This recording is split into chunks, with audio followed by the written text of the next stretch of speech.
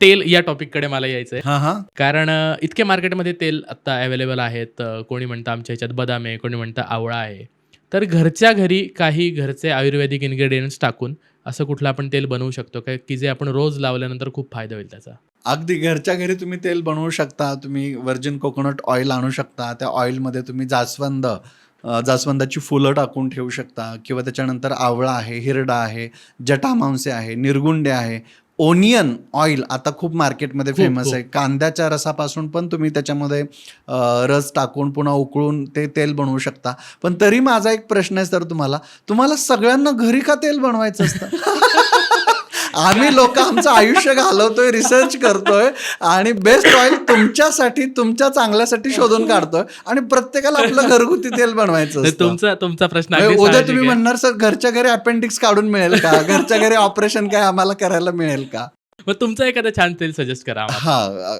असा प्रश्न असू शकतो. पण हां. तरी सुद्धा मी म्हणेल की पुन्हा घाई नका करू प्रत्येकाने. एक छोटंसं तुम्ही साधं हिमोग्लोबिन वाढवायचं असलं तरी रक्त तपासणी करता आणि त्याच्यानंतर कोणतं औषध घ्यायचं हे अगदी ठरवता. बरोबर. तर मग केसांच्या बाबतीत जो आपला एवढा प्राणप्रिय मुकुट आहे, तो डोक्यावरचा मुकुट आहे, तो टिकला तर सौंदर्य आहे. तो नॅचरल मुकुट आहे देवाने दिलेला. थोडंसं त्याचं टेस्टिंग करा. भारतातली पहिली आयुर्वेदिक हेअर टेस्टिंग लॅब एखाद्या व्यक्तीने सुरू केलेली आहे. क्या बात. एवढ्या कष्टाने त्याला मोदीजींनी ॲप्रिसिएट केलेलं आहे. Best first Ayush startup award दिलेला आहे.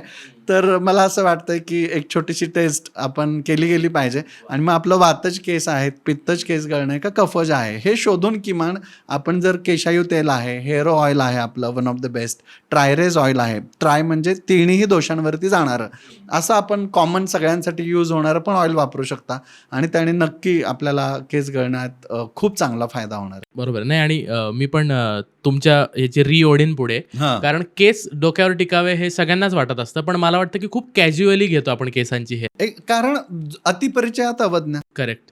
जो आपण टेकन ग्रँटेड घेतो ना की हे माझ्यासोबत राहणारच आहेत किंवा आई वडिलांना चांगले होते तर माझे छान राहणारच आहेत. आता असं काही नाही. आई वडिलांचे केस चांगले असले तरी तुम्हाला टक्कल पडू शकतो आणि वडिलांना टक्कल पडलेलं असेल तर तुम्हाला 10 वर्ष लवकर पडणार आहे.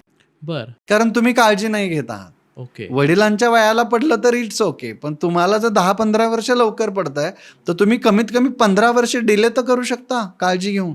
आजकाल आपण ती काळजीच घेत नाही. वडिलांचे केस कधी पांढरे झाले आणि आपले कधी होऊ लागले, एवढं क्रॉस चेक केलं प्रत्येकाने घरच्या घरी तरी याचं उत्तर मिळायला लागेल. बरोबर.